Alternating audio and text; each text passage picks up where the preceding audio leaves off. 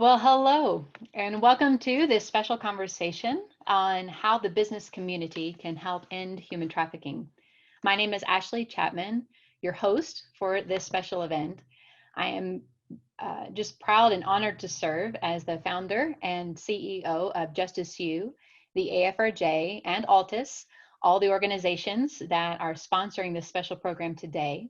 And I want to say a very special thanks to our fiscal sponsor that is joined this cause completely, not just as a sponsor of this event, but as an early adopter into the business pledge that we'll be talking about later in this program. So thank you to McDonald Realty Group and affiliate company, Buddy's Home Furnishings, for just all your support of not just this issue, but today's event. I want to welcome everyone from coast to coast who's joining this special hours discussion on the importance and the critical importance of business engagement in the fight to end human trafficking here in this country and all around the world. Before we begin though, just some housekeeping items. So today's event is brought to you by Zoom webinar. And what that means is that while you will be able to hear and see us, we'll not be able to hear and see you, except that we do have a way for us to share information to you through our chat feature and for you to submit questions throughout the hour through the Q&A. So if you're not familiar with Zoom, what you'll want to do is just toggle kind of around the bottom of your screen or even on move your finger on your mobile device and you'll see a chat feature there. And we have a special moderator on our team who's monitoring that and who will be sharing out information to you throughout this hour, just website links that we might be talking about, resources we may be discussing. But if you would like to submit a question during this hour to any number of our speakers today, then you need to toggle over to the Q&A icon and submit a question there. We'll do our very best to get to questions throughout this hour when we can. If we miss your question or are unable to get to it today, just know that we'll be putting together a resource to send that your way post-event. Also, this event is recorded.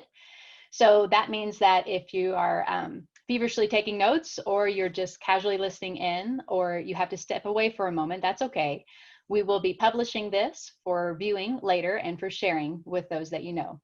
So let's get started. Why are we having this conversation today? With all this going on in our world, in our country, and the reason is simply because we must.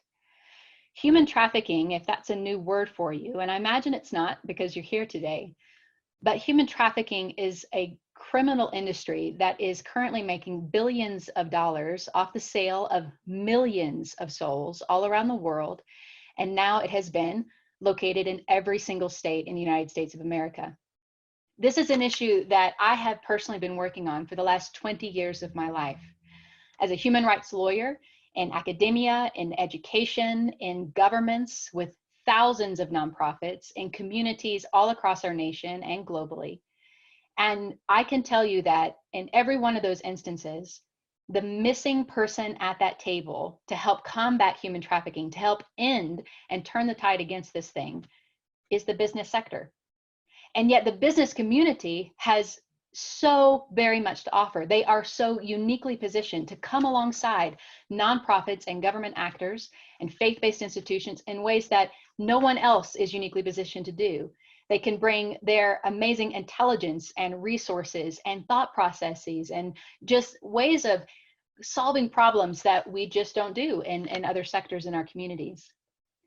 And right now today, with the impact that COVID-19 has had on our world and in our daily lives, there are two things that are taking place related to human trafficking. The first is that it is greatly increasing the vulnerabilities that drive human trafficking all around the world and especially here in the US. I've gotten a lot of questions over the last several months about, is the impact of COVID-19 a positive thing on human trafficking? Does it mean there's less exploitation going on in our world? And the unfortunate answer is no. We've seen historic jumps in online child sexual exploitation, historic jumps in all forms of trafficking around the globe. And that is because the vulnerabilities that make it possible for traffickers to exploit housing insecurities and job insecurities and health insecurities, all of these things traffickers look to exploit. And when as communities weren't able to wrap around those vulnerabilities and those individuals facing those challenges in ways to meet their needs and to fill those gaps, then traffickers find that as an opportunity to exploit. So trafficking is most unfortunately on the rise. The other impact, though, of COVID-19 right now in our world on this issue is that those agencies, our government actors, our nonprofit, our faith-based communities that have typically been there to support vulnerable populations and are striving every single day to do so, are finding less and less resources to go at it. So they are wildly overburdened and greatly under-resourced. And this present pandemic is depleting even those resources that are available to meet needs. So what do we do about that? Do we just shake our head and close our eyes and shut our ears? Or do we problem solve? And there's no other partner in our communities better capable of helping to problem solve, to fill gaps in ways that no one else can, than the business community. And when the business community comes alongside government and community actors to meet the needs of the vulnerable populations in their state or their city or their nation, and also to combat trafficking head on, well, miracles can happen. And you're going to hear all about that today. And I'm just so excited for you to hear from the amazing women who make up this panel today. I've been walking alongside these ladies for years now. I can tell you their commitment is firm. They are amazing business professionals in their various fields, and their heart and their minds and their passions and their skills have been focused on helping to bring that business lens to this fight in ways that are just changing things dramatically for the good. So whether you're a business leader on this call today, just tuning in to understand what is possible, I hope you walk away today greatly inspired that making a difference is possible and knowing where to go to learn more about that. And if you're not in the business community, you're a government actor or a nonprofit or faith-based leader, I know we have them from coast to coast joining this call today, then welcome and listen in and discover how you can engage the businesses in your community to come alongside this fight with you. So today is also the day that we are launching a national campaign to not just raise awareness about the importance of business engagement, but to help you make that possible. So if you'll go to learnwithjusticeu.com/pledge, we have launched today something we're calling the Business Pledge to End Human Trafficking. It's 3 steps that we're asking you, 3 commitments to make. And that is to get educated yourself, to build awareness in your business and networks, and to take action in ways that will help impact your local community's efforts or the industry that you're in. Whether you're a small or large business, local or global, there's so much that you can do. And now let's turn our attention to having a conversation all around that. So the first part of this hour is going to be introductions to the ladies that you're about to hear from. They're going to take a minute and share with you who they are, why they're passionate about this issue, a bit about that journey and what they do today to help end it. And then we're going to open the floor to a virtual roundtable for Q&A.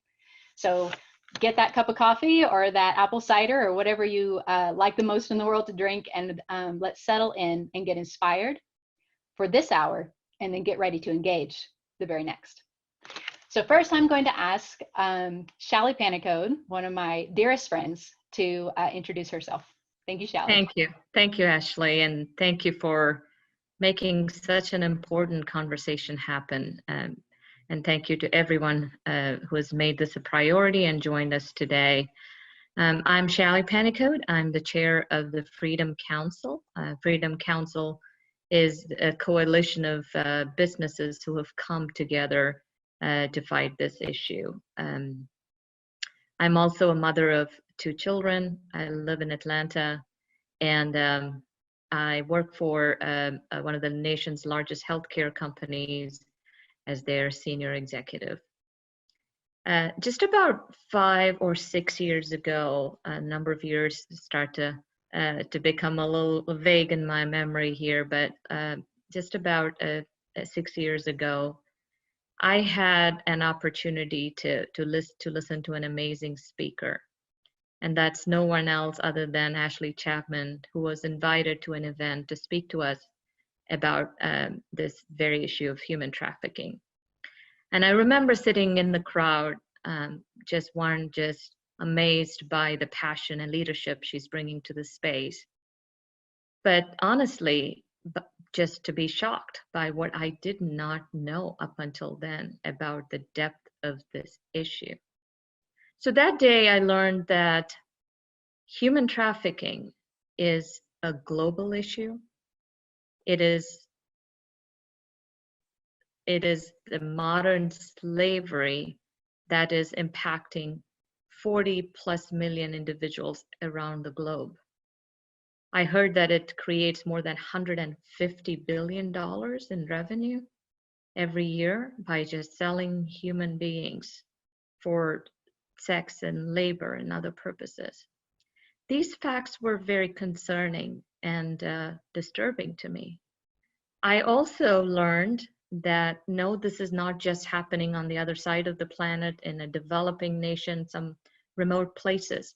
It is happening right here in Atlanta. It's happening in every single state, like Ashley said, in the country. And listening to these facts, you sit back and think about what it is that I can do to make an impact, to make a change, to support the cause. Then you start to think about what opportunities exist with respect to the skill set and the experience I have. So I'm a technologist by degree. I've had a professional life in the computer space, computer engineering space. So I started to think about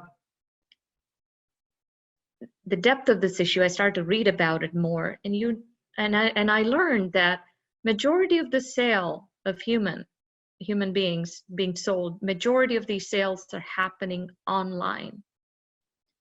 You know, today if you Google for, you know, some shopping or items or some specific, I don't know, shoe or clothing or whatever you search for, you get prompts the next time. The system is smart enough to predict your behavior, what kind of clothes you like, what kind of choices you have.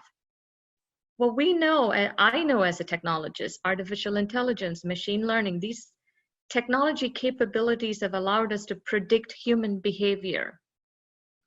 And if technology has come such a long way, why is it that we cannot do anything about predicting this bad, evil behavior online and stopping it before it even happens?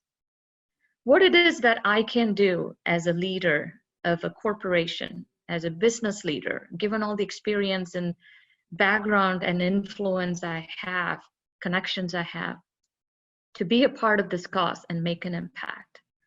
So these questions drew me to do something about it, which of course involved me sitting down with Ashley later on. And we had multiple discussions about what it is that I could do to support the journey that she was already on for several years at that point.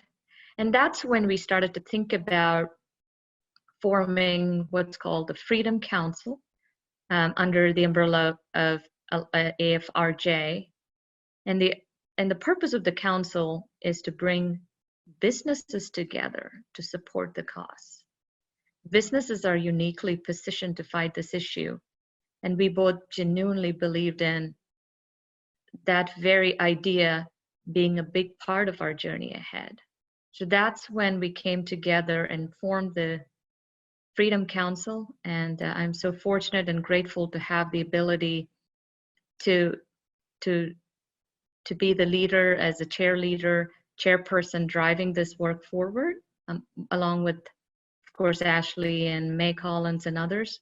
And that's when it all started. And I have to tell you, in closing of my introduction, ever since then, my life has taken a new meaning.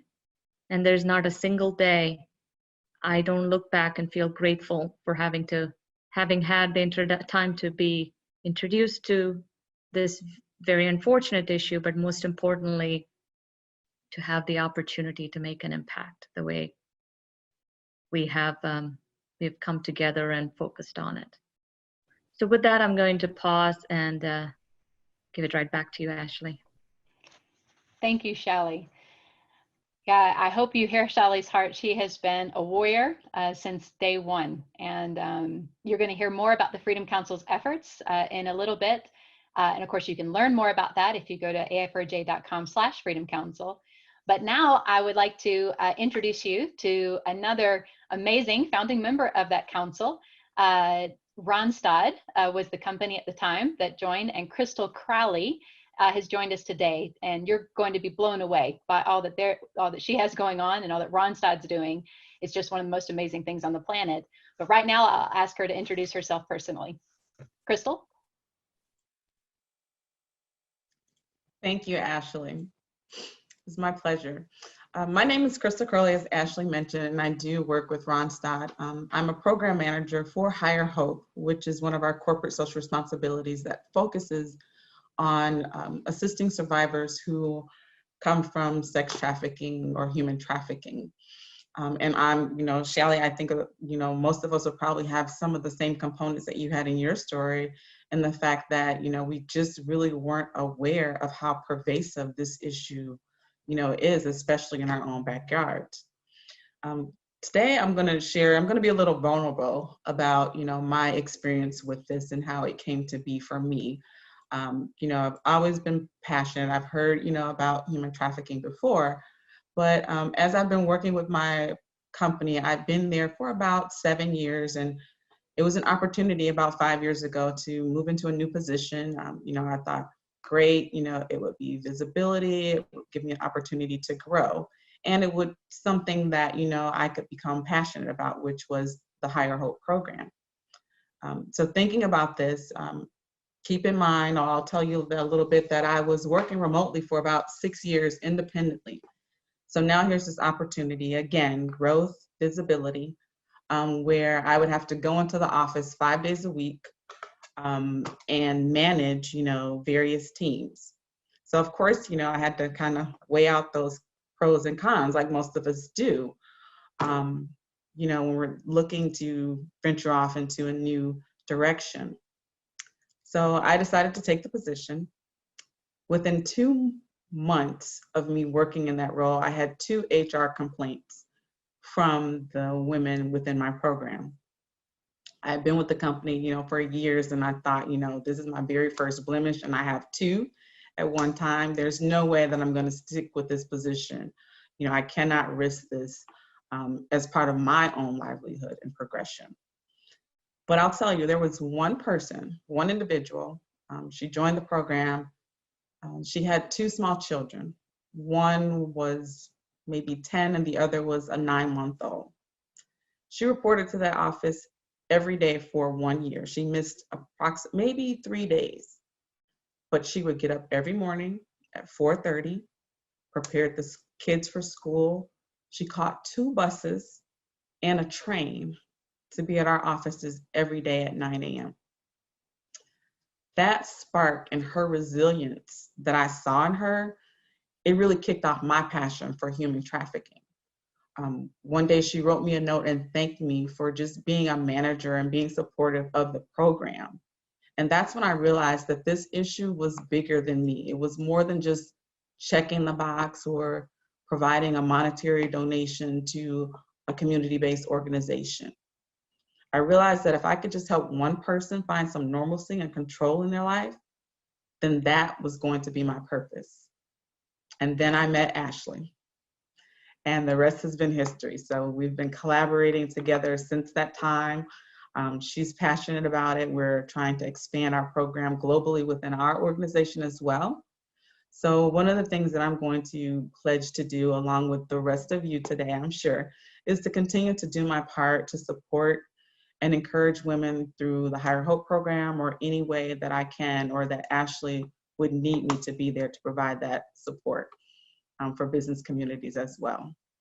So thank you, and I hope you enjoy what Ashley has to offer today. Thank you, Crystal. And she has helped so very many women. And I just can't wait. I can hardly wait for you to hear more details about the Higher Hope program and just the amazing work that Crystal and her team do to support and really provide pathways to success for women coming out of that kind of background and experience. And so we're thrilled to have Crystal today. And thank you, Crystal, for all that you do. It's just an honor to be to know you and to walk alongside you in this journey. So next up, one more introduction before we go to Q&A rounds, and that is my dear friend, May Collins. And I won't steal any of her thunder. I'll let her share everything she wants to. So May, would you introduce yourself now to everyone who's listening in. Of course. Thank you, Ashley. Crystal, what a beautiful story you shared with us there. And I really, it is amazing where we draw our inspiration. And so thank you for sharing that story as well. And so good afternoon, everyone. I'm truly excited to be here today. I want to thank Ashley again for setting this up and giving us the opportunity to discuss this important work. Just a little bit about me. I'm an HR professional. I've been in HR for over 20 years, worked in the healthcare industry, education, government organizations. I currently serve as Vice President of HR at Centera Healthcare. But, you know, my passion has been, you know, my other title is the Secretary of the Freedom Council. So, you know, I'll tell you a little bit about how I got involved with that. And as Shally shared earlier, about 4 years ago, Ashley and Shally approached me and asked me to join the launch of the Freedom Council. And as you heard from Crystal and from Shally, and as many of you are probably in the same boat, what I knew about human trafficking was extremely limited. And, you know, really thought that the issue was somehow happening elsewhere. Didn't really understand how I could do anything to make a difference. You know, so I learned more, and as I learned more, I realized how pervasive the issue truly is, and how so many victims are impacted by, you know, the horror of trafficking.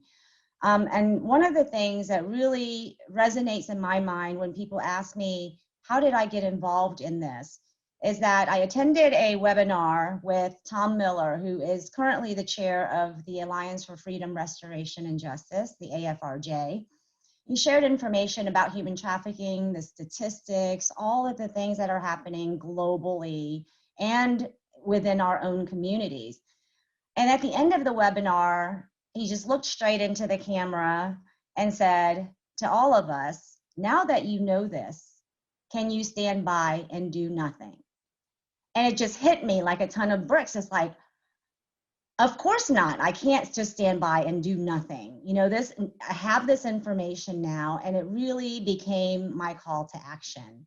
And so together with Ashley, Shally, and so many others, you know, other businesses and organizations, you know, we formed the Freedom Council with the goal of building a coalition of business leaders to engage together to fight human trafficking. And since that time, you know, since the launch of it, we've been working tirelessly to help raise awareness, to help bridge the gaps that currently exist today in the fight. And so, you know, when we talk about business communities are uniquely positioned to help end human trafficking, I truly believe that. I believe that we cannot allow the fight against human trafficking just to lay, you know, solely on the shoulders of nonprofit organizations and government agencies, that with the reach of businesses, we can, you know, make a tremendous impact in this fight. So that's why I'm here, and I'm excited to share a lot more with you guys and answer any questions that we have as we go on with the program today. Thanks. Thank you, May. So we're gonna turn into our Q&A roundtable conversation. So Crystal and Shally, if you will turn on your cameras and unmute yourselves. Awesome. You're seeing the faces of some of my favorite people in the universe, everyone on this call. So I can't wait for you to learn more here. But we're gonna dive into some questions that I think hopefully are, I know, on the hearts and minds of business leaders. And I want to preface this by saying that if you don't understand this reality, because, you know, a lot of people misunderstand human trafficking, right? They think it's this thing that happens over there and not here. And the answer is yes, of course. You know, it is happening globally, but it is also happening in our country, in every single state in our country. In fact, I have yet to be a community that is not impacted by human trafficking, from townships of 50 people to cities the size of New York City. So it is a pervasive issue. It is here. The other misconception is that people have is that somehow it's, well, if it's happening, then it's somehow those people who are from over there coming across our borders. And okay, so yes, Individuals are being trafficked across our borders in this country and being trafficked for both sex and labor. But the overwhelming majority of individuals who are being trafficked for sex and labor in this nation are our own citizens within our own borders. And we have got to wake up to that. So, and I think it's not hard to understand why that misconception is taking place, because the United States really just woke up to this issue on our own soil in the last decade. And again, government and nonprofits and faith-based communities have been rallying to that cause, but we need businesses to join the fight en masse, every single one of them in their communities in ways they can make an impact. So here's our first question, and I'm going to pose it to Shelly first. Shelly, why do you believe, as a business leader, it's so important for businesses to join this fight? Yeah, great question, Ashley. But if I can just share one quick story that sort of connects to what I'm just about to say. Once I started the journey and got involved, and we started the council, just a year later, I was in DC for work-related travel, and it was one of the leading hotel chains in the country. And I had dietary restrictions, so I remember placing an order for food delivery to my room. And because of my diet, I decided to call and specifically say, well, not this and not that, and this is okay, that kind of thing. So on the other side, the person took a good note. And then the next thing I know, when the food was delivered to my room, the chef actually came along, which is very, very nice and great service, right? So the person said, well, since you had these restrictions, I made this kind of food, wanted to give it to you. What a great service. So I thanked him for it. And then as we were introducing each other, because he's just a kind man and very friendly person, he said to me that he was on I think he said T1 visa. And, again, lack of understanding, ignorance, I don't know what that meant. So I said, what does that mean? And it is like, you said, Crystal, our calling. It just seemed to me it's so unreal that as he explained the scenario as to why he was there, this gentleman, one of the top chefs in his own town, grew up on the other side of the planet in one of the countries in Asia. He had this career aspiration to become the world-class chef. So he was recruited to be a chef for a very wealthy person in the Middle East. And he thought this was his dream job. And he left the country to pursue his career goals. Unfortunately, this person soon after that realized he was entrapped, he was trafficked, he was forced to work for years without any access to freedom and any access to his family and friends, and how dark these situations go. Luckily, there's a good ending to his story. He found a way to connect with our law enforcement office here in the United States. And I'm just fast forwarding the story. Of course, there is a program that our country has where we bring in rescuers and help them build a life and a career and have a purpose, all of those. So I still tear up when I share the story, because this gentleman was talking to a person who was relatively recently introduced to this issue 5 years ago. But to everyone's point, it is everywhere. These individuals are around us. We just don't see them that way. We just don't know they are there. And once you're introduced to this issue, once you get to know about it, it is obvious that, to everyone's point, all of us, for whatever the reason be that you're driven to this cause, to fight this issue, we all have the duty to fight that issue. Because if nothing, our children are growing up in the country where you just don't know how to spot them. They're around us, and we need to protect them. We need to protect these individuals like the chef. So I just thought I'll start with that. And of course, that story also brings back the question you were asking me, Ashley, why businesses? This gentleman got a life, and he's back to living a full life because a business decided to give him a job, knowing his history and helping him. So that's one aspect of why businesses should care and get involved. But going back to how the Freedom Council came together and why we knew this was absolutely the right thing to do has everything to do with how businesses are uniquely positioned. Because when you think about, let's just start with the employees of a business, right? Most businesses have thousands of employees, hundreds of employees, right? Hundreds of thousands of employees, depends on the size. And if we can get every single employee to be aware of the problem, you look at the impact we're making. Mm-hmm.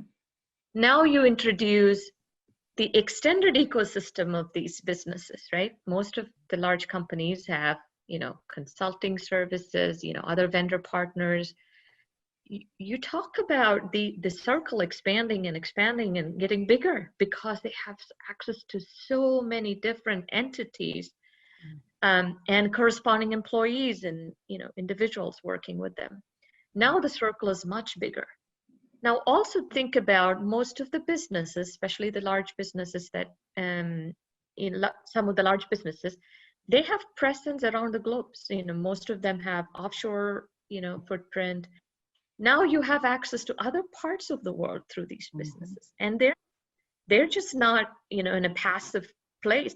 They're in an active, influential role to make an impact. Now you think about funding. These organizations are all, they all have CSR funding. Some countries, especially in India, when I visited some of these companies, I heard they're mandated to give back. They have to give back. And why not tap into that pool? If nothing, if their, obligation to their own country is to give back. Now, if this can be the cost that they support, we can take every single dollar we can get to fight this issue. Because remember, we're fighting against the $150 billion business here. These are the big guns, and we got to go after them with strength, with passion, but also money, right? You have to fight, you need funding to this. So I think businesses are uniquely positioned for that reason as well. But what is in it for the business, right? Other than doing, of course, what is the absolute right thing to do? I will tell you, many of us have been in the corporate world for years, and you see a trend where, especially millennials, you start seeing them want to be a part of the company that cares about social issues, that has a heart, that has a purpose. They're not just there for just the paycheck. And that trend is incredibly encouraging, right? You want individuals to think that way. But now look at it from the company's aspect, business's aspect. You have a brand, you're building a brand about being a company with a big heart. And that matters significantly to these individuals who are pursuing a career. So in any way I look at it, I see it being a well-connected, ecosystem that truly warrants a seat at the table for this issue. I love that, Shelly. So so educating all of your employees so they can be the eyes and ears in their community too. And I can tell you, every time we've done a business training, every single time, we have individuals who either call me later or come to me right that day and say, I just saw this. What do I do? And that's crucial. Having businesses and their influence, right, in communities to build that awareness, and then the actions they can take, which are very many and very broad. All of those are fantastic reasons. Thank you, Shelly. May or Crystal, what are your thoughts? Sure. Yeah, I just want to piggyback on what Shelly is really talking about, right? When we talk about where we came from in terms of our knowledge and our awareness of this issue, we're not alone. And so raising awareness is going to be critical. And Shelly spoke about the hundreds of thousands of individuals that work within organizations that we as business leaders can have an impact to bring information to them. And to Ashley's point, have more sets of eyes out in the community that will be able to recognize human trafficking situations and report it. And the more eyes we have out there, the greater possibility that we will be able to make an impact and eradicate human trafficking once and for all. But we have to first and foremost make sure that this is an issue that people are aware of, and that they know what signs to look out for, and that they know what to do when they recognize those signs. And if we tap into our entire business community, no matter how small, you could have hundreds of thousands of employees, or you could have 25 employees. The impact is there. The potential to make impact is there, to raise the awareness, to take action, really, as what Ashley shared earlier, educate, raise awareness, and then do something to take action. And through some of the courses that we've had and engagement in the business, it went further than just building awareness and taking the class. It's like, oh my gosh, let me find out what, shelter in my community I can volunteer at. What are some of the things that I can do to make impact in my own backyard? And those are the things that you're going to be able to see as a result of those awareness activities that we drive within our businesses. Crystal, Absolutely. yeah, and just like, what Crystal and the Randstad Higher Hope is doing, I mean, it's incredible work. Yeah. Crystal, your thoughts on that? Sure. Definitely, agree with May and Shally, especially, when it comes to millennials, so I've done a lot of research around the millennials in this space. And to your point, millennials are more socially aware than our past generations. And they're looking for companies to speak out against social injustices or become involved in things that really matter to the community, not just the company itself, not for their bottom line. So, studies are showing that if, millennials are seeking employment, if your company is not aligned with the CSR, they'll go to another company that is. Or some of them, if they've tried to bring one to your company and you're not, buying in from the leadership down, then they will leave to go to other companies. So that's one of the great things that I think, is going to be important about that. And the fact that in the next couple of years, millennials will make up 50 to 75% of our workforce.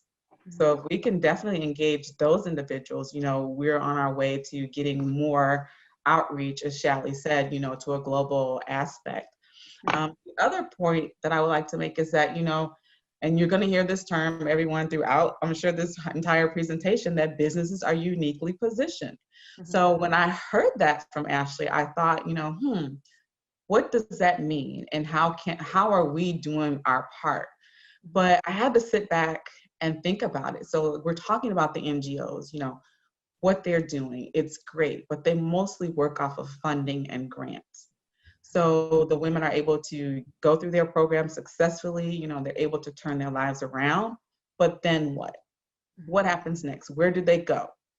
A lot of it is, recidivism. They go back to what they know, as opposed to having or feeling like there's an opportunity for them to do something more.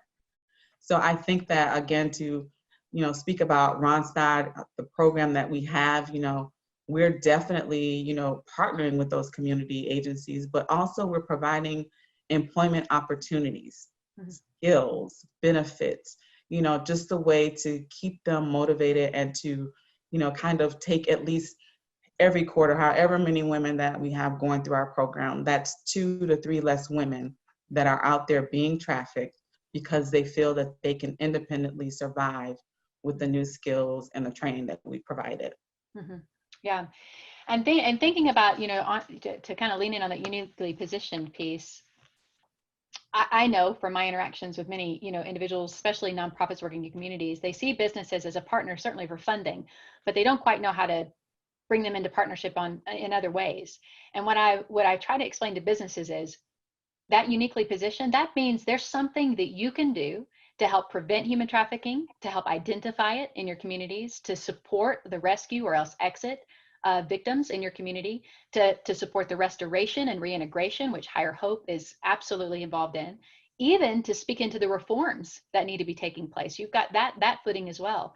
And so we're not asking businesses, and this is crucial, to become nonprofits or to become government agencies. We're asking you to maintain who you are as a business and bring that to the table, those skills, those passions, those interests, those capabilities. And then it becomes an adventure at that point, because are you a hair salon? Are you a coffee shop? Are you a big tech company? Are you a healthcare company? All of that matters, because all of those have intersections to this issue. And so we want to help you explore that, which is big part of why we're doing this, that we're launching this pledge. So this business pledge to end human trafficking. And if you're curious about, like Crystal shared, kind of going, well, what does it mean, right? Like, how do we How do I get educated? How do I build awareness in our business? How do we create something custom to what our company is and what our community needs? Well, we have a training program that goes along with that. All those details are on that /pledge page. And we've been doing it for years with great success. So I can't wait to work with your company to do it too, or to connect you to those in your local community who can walk alongside you as well. So we just want you to get started, but we'll want you to get equipped to do it well. So in a business context, that can get a little tricky, right? Especially if your business is brand new to this issue. So I want to turn now to this question, and May, I'll ask you first. In your journey to help the companies you've been, engaging with in your professional career to really come on board this issue and really become someone who's at the table working to combat human trafficking, what did that journey look like? Were there challenges along the way? How did you overcome them? What would you like to share with those listening in? And we can't hear you, May. You might be on mute. Yes, I was muted. Thank you. So yeah, I believe we've had some, I've had some great success mobilizing our business communities, particularly within the healthcare organization. And I'll go ahead and share, I used to work for Anthem, 60,000+ employees. Having to try to mobilize an organization that large wasn't easy, right? Shally at that time was there as well as an executive. And so when we partnered together, we looked at what are some of the things that we could bring across the spectrum of all of these employees. And, and I'll be honest with you, it wasn't easy. How do we get mass communications out to the networks?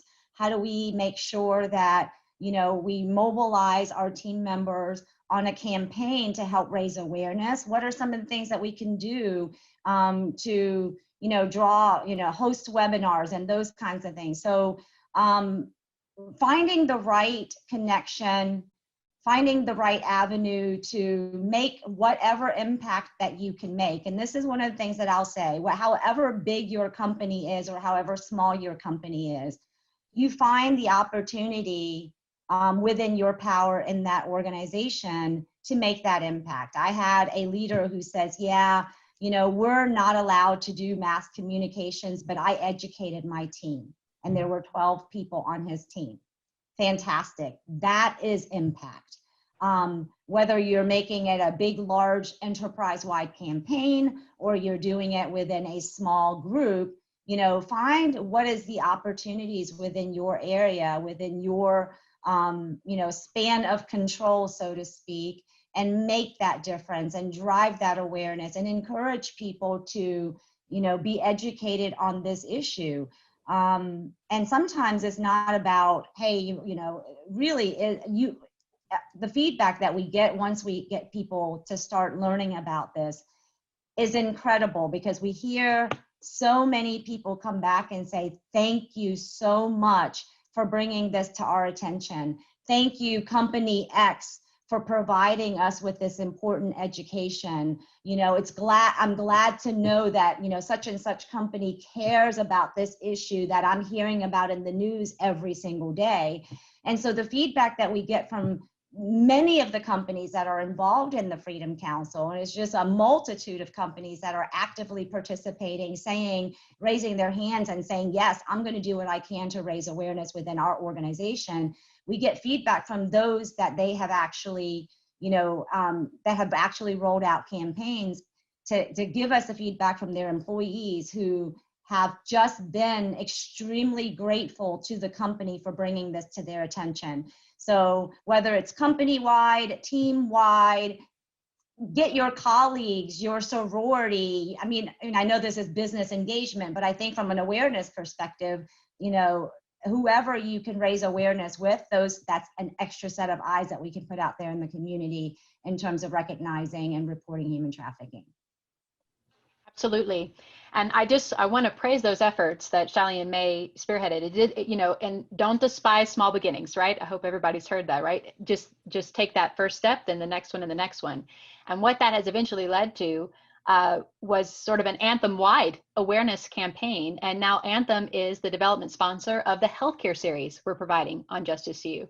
So it started small and now it has national impact. And it's just so very exciting.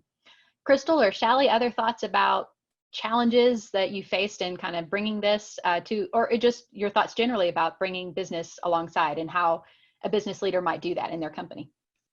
Sure. We also faced challenges, about making sure that everyone was aware of the program internally. So it's great to have, like you said, the leadership buy-in. We have 2 great CEOs who are very passionate about our program. It's really about keeping the momentum going. It's more than just about January, which is Human Trafficking Month, where we get flooded with lots of information. It has to be something that's a continual process, monthly, or, just doing small things to just, bring more awareness about the programs itself. Some of the things that we've also done is we use our business resource groups or employee resource groups to kind of share the messages and create awareness. Some of our clients that we support that are coming on board, we introduce some of that information about the program into our sales meetings or our, RFPs to make them interested. And we have had some companies that, wanted to sign and said that, if they're signing, then this has to be a part of what we're getting from you in response to that. So I think just finding, the best method to attract and communicate that is going to be key. And those are going to be your biggest challenges. Thank you, Crystal. Shally? Yeah, I think, it's also good to kind of bring in some examples of different kinds of businesses, right? So, we talk about healthcare and, Ashley, I've heard you say it, so correct me where I'm wrong, but I do hear numbers like it takes the victim, 8 attempts for anybody to even notice? Is that right? Eight times a visit to emergency room? Up to 18. 18. It's much worse than what even I thought. So 18 visits to an emergency room for anybody to notice that there's probably trafficking going on, right? That's where the power of awareness comes in. So if in the healthcare space, if we can get all the providers, clinical workers, caregivers, I mean, you look at every individual who could potentially be seeing these patients, educated on this possibility and these daunting numbers, the impact is huge. I've heard about, companies like UPS or Amazon delivery. I mean, you look at these individuals with another side of the exposure possibility, that is they have access to all these houses, right, in every city, everywhere, and they have individuals, employees walking into these homes and delivering packages. And if we can educate them about what do you see that doesn't seem right to you, if you're seeing certain things, I mean, that the power of that awareness point that we're mentioning is beyond what we can really share in words, right? I mean, it's just what you didn't know. It's like having your glasses on and for the first time you realize how much you didn't see prior to that. It's just the ability to see things differently and act on it. And so every business, hotel chain, right, they get access to seeing every single person who walks through the lobby. And unfortunately, that is one of those areas, or, air, in the case of whether it's Delta or United or all these different airline industry, I mean, they get to see all these passengers, and unfortunately how people are trafficked through that. So to me, it's also about, so whether it's small or large, whatever business that you are in, your ability to have exposure to the community and being able to take actions now that you're more aware of it is a major part of the effort that we're on. You're absolutely right. I mean, I echo all of that. And just as a business, if you could put yourself in the frame of mind, and obviously we're here to help support, that ideation, but how are you, depending on where you are located and what your industry is, how are you likely to intersect with human trafficking activities and victims? And are you prepared to know how to see that and what to do when you see that, and what protocols are developed there? So that would be on that spectrum of preventing human trafficking, identify it. And then there's this spectrum of supporting survivors of human trafficking. So Crystal, could you share a bit more details about the Higher Hope program? I'm sure everyone would love to hear it, and I can't sing its praises high enough. Sure, Ashley, thank you. So Higher Hope, it is a program, again, as I mentioned earlier, that was created along with Ashley and the Freedom Council to help support survivors of sex trafficking. Our intent is to make sure that they have the skills, the necessary training to, you know, start something new for themselves so that they have access to a livable wage as well as benefits for themselves. One of the things that we did come across or notice that as we were, you know, training the women, not every one of them identified as being a trafficking victim. Mhm. There were other vulnerabilities that impacted, you know, their experiences, such as domestic violence, homelessness, children who are aging out of the foster care, which is another vulnerable group. So we've expanded our program to include that demographic as well. Our program is only for women between the ages of 18 and 40, and that age was raised due to what we were seeing within our community organizations, the age range of the women that they were housing during that time. The program itself runs across 3 different phases, and as I mentioned earlier, we work very closely with community partners.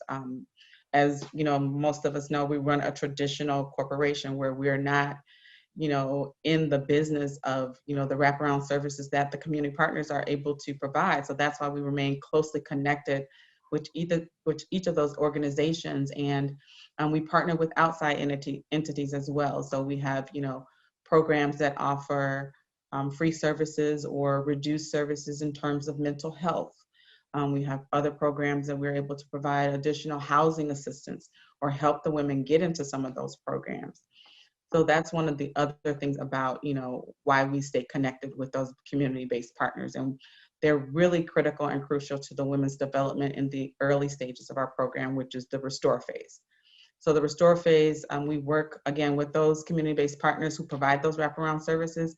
At the same time, we've also consulted and we've had a curriculum built to also deal with trauma and PTSD and how to offer support and encouragement during those times. So the women also learn from us, you know, SMART goals or healthy relationships. So we kind of piggyback upon what those community-based partners are educating them with in order to ensure that they're ready for the program itself. The next phase of our program lasts for about 25 weeks, and this is the paid apprenticeship portion of our program. So again, I work for the #1 global staffing company, which is Randstad. And we are providing the women with skills to assist most of our clients. So they work on our clients in real terms, you know, working as employment specialists or recruiting coordinators. So they're assisting, you know, the recruiters, the hiring managers. So this is their duties, responsibilities on a daily basis. So that's how they're getting those skills.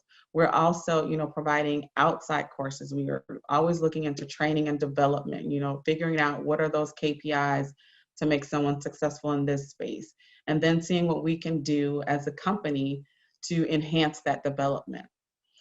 At the end of those, the 12-week apprenticeship, they're required to do an executive presentation. So if you can imagine someone, you know, who's just been recovered, they've maybe spent about a year in a recovery program, but still, you know, barely able to whisper their name. You know, when you ask their name, they're very shy, you know, there's no confidence there. And to see those women come in and command the room during those executive presentations, it's awesome and very amazing. So if anyone wants, you know, an opportunity for that, I can provide you with the link to view that virtually, since we are going virtual this year, and that will be upcoming in October the 29th. After they've completed the grow phase, they move into our thrive phase, which is our last phase of our program, which is essentially where we're kind of, you know, kicking them out of the nest, so to speak. So we're still there to provide them with support when they need it, but this is their opportunity to go out and showcase what they've learned and, you know, take it to another company or organization. So we do partner and provide opportunities internally within our own company as well. So we do sometimes even create positions that may not have been there, but the opportunity is there. And we want to ensure, you know, continued success within the women. We do have corporate partners, which, you know, we can never have too many corporate partners. As Ashley's, you know, her goal and initiative today is to make sure that we're engaging more businesses. And, you know, we can do that, you know, if you want to do it independently or through partnerships, which is also great. Throughout the entire phase of our program, which lasts approximately 37 weeks, we have navigators, or what we consider mentors for the women. And these are women within our company or externally that provide their time and commit to being that voice for that individual, being that advocate when needed, helping them prepare for their presentations or resumes, or answering some of those difficult questions that if you've never been in a corporate environment before, you may not know how to really address them. So making sure that they understand what EQ is, or their emotional intelligence, and how to manage that successfully within that environment. We also, manage the women beyond that point. So it's really about a year total that we really engage with the women intensely. After that, I still do the multiple check-ins. We still stay connected. And, I'm proud to say that a lot of the women that have come through our program that have been successful have gone on to, really start to make a career for themselves. Basically, a lot of them come in, not really having jobs, or working, jobs that pay, barely above minimum wage, $9 an hour, or $10 an hour. One of the things that I'm very proud about our program is that we did up our rate. We were paying $12 an hour. Now we're able to pay them $15 an hour for the apprenticeship. A lot of the women that have matriculated through our program right now, on average, they're making about $19 an hour. In fact, in my current graduation class, I have 4 individuals who will leave there November the 2nd making $20 an hour. So that's very life-changing for a lot of those women. And it's very important, that we continue that practice and engage, again, businesses, for corporate connections as well as community partners. So that's basically our program in a nutshell. I love it. And what I hope you're hearing are several things here with what Crystal's sharing. Just the amazing commitment that a company, has made to come alongside and fill a gap in a city that needed that to be filled and no one else could fill it, right? So here's Randstad, a staffing company who could build a bridge program to living wage jobs for survivors in their city. And now we're piloting it globally, and I couldn't be more thrilled. So we have just a couple more minutes on our call, and I'm going to give each of our ladies about 30 to 45 seconds to share, to answer this question for our listeners. What's the one thing, right? We've been talking this last hour about how important it is for business to come to the table and to join this fight. But what's the one takeaway that you hope listeners walk away with today out of this call, or those who will listen to it in the future? So Shally, I'll start with you. Get involved. There is no small task. Get involved. Leaders, people look up to leaders, people look up to others. And if you have not watched the video of Fast Follower, it's about the first person who dances and the second person who joins. And then the person who's sitting down, it's a great video. The sitting down is finally compelled to get up and dance because everybody else is dancing. Yeah. And that fast follower mindset is so contagious, so get involved. There is no small involvement. Every step matters. Love that. Love that. Crystal. I think Shally took the words right out of my mouth. I was going to say, make the commitment, no matter how small it is, it will eventually grow, because you'll see that it's bigger than just us individually. And it's something that we really need to, become involved in. I look at where I started, like I said, very uneducated about human trafficking and how pervasive it was in my own backyard. Take a step back to really look and Google your own community. You can start with your county, and then you can go, with your city, and then do maybe like a 10 to 12 block radius of where you actually live. And you will actually see how close it is to you. And that should definitely encourage you to want to do more to end this epidemic. Mm-hmm. Mm-hmm. Thank you, Crystal. May. Yeah, so what I'll say, and echoing everything Shally and Crystal said, right? And this year we're saying, make a plan to vote, make a plan to be committed to this effort, right? Make your plan, build your campaign. This is really an opportune time for businesses right now to start looking at this, because January is Human Trafficking Awareness Month. Mm-hmm. And we're in mid-October, this is an ideal time to start rallying your team members to look at what are we going to do in January to raise awareness to human trafficking. What campaign are we going to launch? Is it going to be awareness activities? Are we going to challenge team members to take the Free Justice U class? Are we going to have webinars? Are we going to have intranet articles, things like that within your organization is really the opportunity to start getting involved. And so as business leaders on this call right now, one thing I would say is first, take the pledge, right? Pledge to commit to ending human trafficking. Join all of us and the businesses that are on our council. That's easy to do. I pledge to make sure that I'm going to do whatever I can to raise awareness, educate, and engage in the fight against human trafficking. And the other thing is, don't be overwhelmed by how do you get started. And I think this is where a lot of people kind of get stuck and they just get frozen and say, I want to do something, but I'm not sure what I need to do. Where do I start? And if you need some assistance, that's what we're here for. We're the business engagement team. Crystal, Shally, Ashley, and myself, we mobilize business leaders across many different sectors, and we meet regularly to help provide support to those businesses who want to get engaged. So if you need some assistance in getting started or need ideas or want to do a webinar, one of us can come join that webinar, we're happy to do that. Really, it's like, reach out. The possibilities really are limitless when it comes to our support for you guys to be able to do something for this effort. We've got materials in place. We've got all kinds of courses that are already packaged up and built.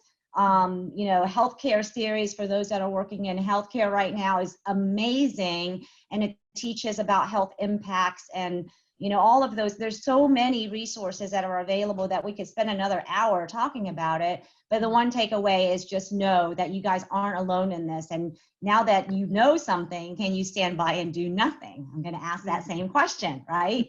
How do you get engaged? We're here to help you do that. Yep. Could not have said it better myself, ladies. And I just thank you all so much. We're at the end of our hour, which I hate because I think there's so much more to discuss. But this will be the start of a series of conversations. So thank you, McDonald Realty Group, for sponsoring this, making this possible. Thank you, Shally, Crystal, May, for joining this conversation. And I hope to everyone listening in that you're ready to get involved, to get engaged, to make a difference, to not stand by. Don't despise small beginnings, and go to learnwithjusticeu.com/pledge to get started. Thank you.